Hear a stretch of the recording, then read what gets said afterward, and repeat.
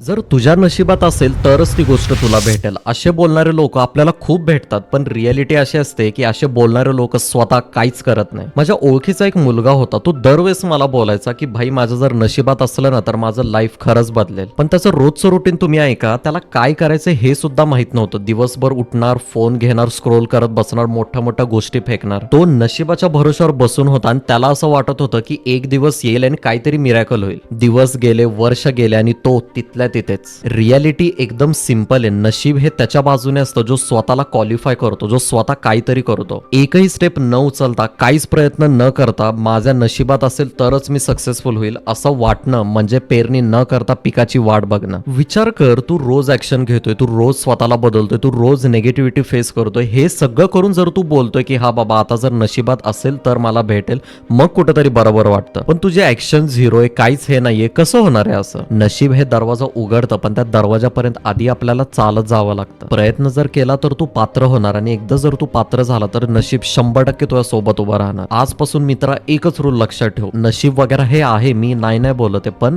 तू प्रयत्न कर, तू काहीतरी कर आणि नंतर ह्या गोष्टी बोल. आता तुम्ही मला कमेंटमध्ये सांगा, तुम्ही ऍक्शन घेणारे मधले आहात का फक्त बोलणारे आहात?